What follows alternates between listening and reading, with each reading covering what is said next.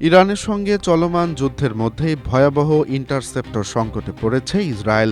মার্কিন সংবাদ মাধ্যম সেমাফরের প্রতিবেদন অনুযায়ী দূরপাল্লার ব্যালিস্টিক ক্ষেপণাস্ত্র প্রতিরোধে ব্যবহৃত ইন্টারসেপ্টরের মজুদ প্রায় ফুরিয়ে এসেছে বলে ওয়াশিংটনকে জানিয়েছে তেল আবিব। গত বছর থেকেই এই সংকট চললেও ইরানের সাম্প্রতিক ব্যাপক হামলা এবং ক্ষেপণাস্ত্রে ক্লাস্টার মিউনিশন ব্যবহারের ফলে ইসরায়েলি প্রতিরক্ষা ব্যবস্থা এখন চরম চাপের মুখে পড়েছে।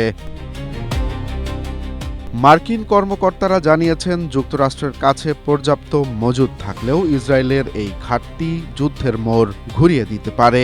উল্লেখ্য, এর আগে ইরান যুদ্ধের মাত্র ১২ দিনে ওয়াশিংটন ১৫০টির বেশি থার্ড ইন্টারসেপ্টর ব্যবহার করেছিল। স্ট্রবেরি সুপার ডটেড ও ক্লাসিক ভ্যারিয়েন্টে সেন্সেশন জাগুক শিহরণ। পরিস্থিতি মোকাবেলায় জানুয়ারি থেকে থার্ডের উৎপাদন কয়েক গুণ বাড়ানো হয়েছে।